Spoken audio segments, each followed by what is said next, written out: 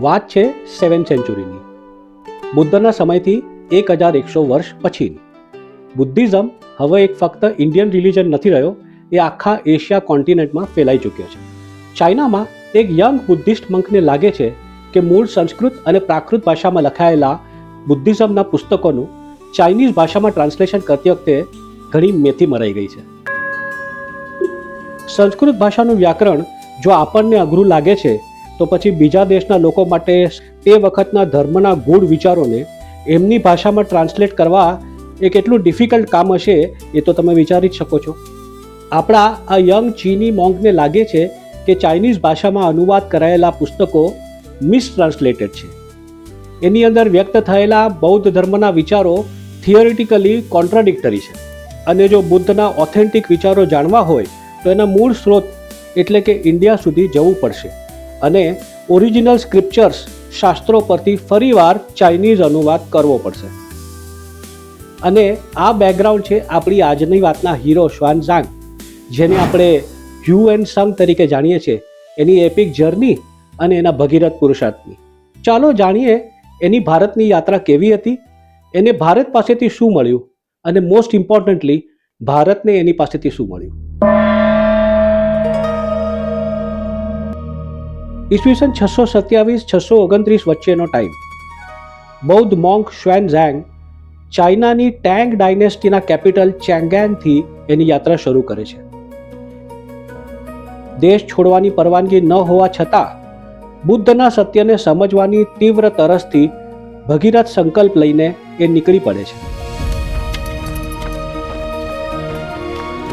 રણ, બર્ફીલા પર્વતો અને મધ્ય એશિયાના અનેક શત્રુ સામ્રાજ્યોને પાર કરવાનો એનો આ કપરો પ્રવાસ એ એની ધર્મના સત્યને જાણવાની તપશ્ચર્યા હતી.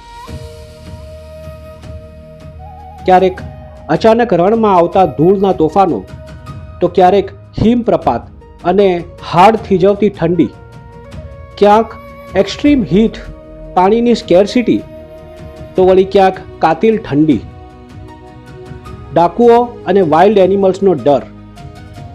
તેની યાત્રા ખરેખર જીવલેણ હતી.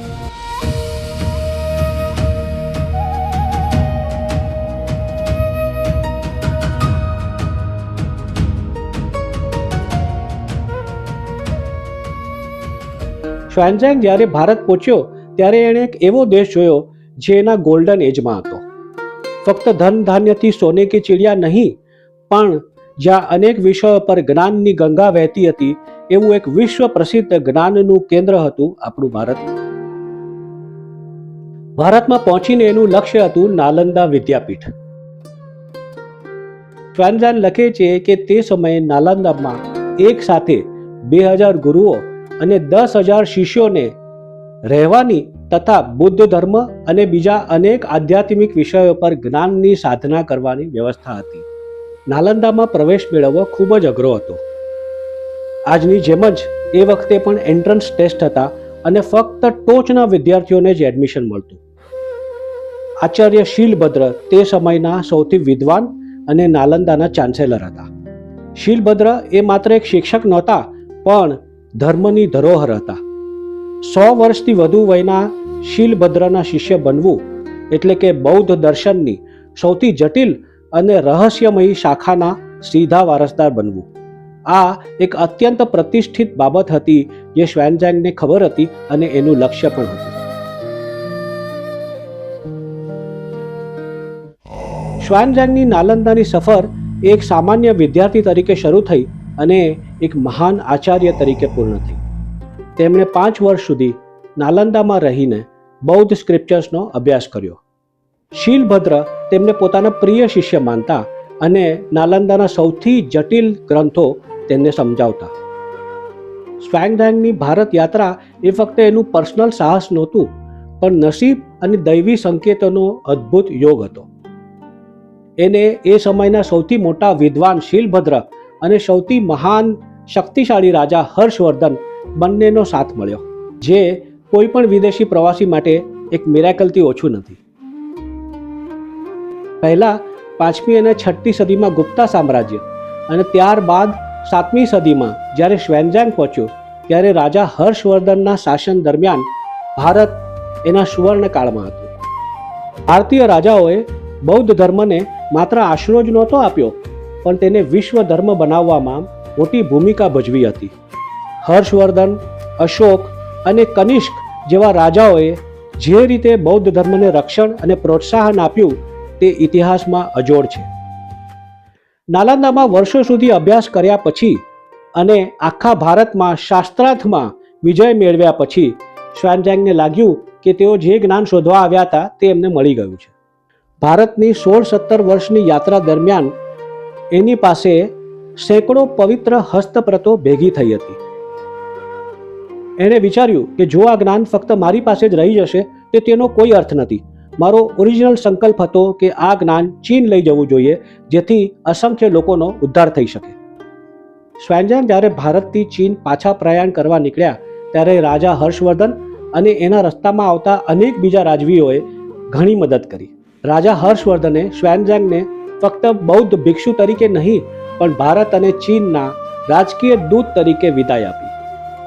શ્વાનઝાંગની રિટર્ન જર્નીમાં એની પાસે 657 સંસ્કૃત હસ્તપ્રતો, બુદ્ધના 150 જેટલા રેલિક્સ, સોના, ચાંદી અને ચંદનની બનેલી બુદ્ધની અનેક મૂર્તિઓ, કિંમતી કપડાં અને મુસાફરીમાં ઠંડીથી બચવા માટે ખાસ ગરમ વસ્ત્રો, આ બધો સામાન લગભગ 20 જેટલા ઘોડાઓ પર લાદીને એ ટુકડી શ્વાનઝાંગ સાથે ચાઇના માટે રવાના થાય છે. રસ્તામાં આવતી નદીઓના પૂર અને બર્ફીલા પહાડો પર આવતા એવેલાન્ચીસમાં એની કેટલી પ્રતો બરબાદ થઈ ગઈ. તે સમયના સ્થાનિક શાસકોએ ફરીથી તે હસ્તપ્રતો મેળવવા માટે નવા માણસો મોકલ્યા અને શ્વાનઝાંગને નવી નકલો તૈયાર કરીને આપી. આ દર્શાવે છે કે આખા ભારત માટે આ શ્વાનઝાંગ કેટલા મહત્વના હતા.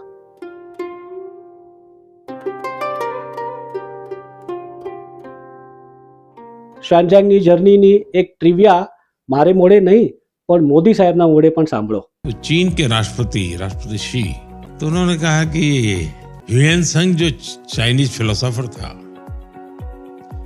वो सबसे ज्यादा समय तुम्हारे गांव में रहा था,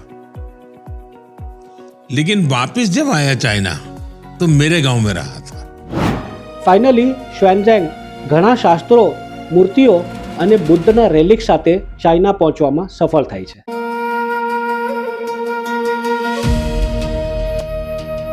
શ્વાનઝાંગ જે એક સમય ઇલીગલ રીતે દેશ છોડીને ગયા હતા તે હવે સૌથી મોટા કલ્ચરલ હીરો બનીને પાછા ફરે છે. હજારોની સંખ્યામાં લોકો રસ્તા પર ઉતરી આવે છે અને ચાઇનામાં એનું ભવ્ય સ્વાગત થાય છે.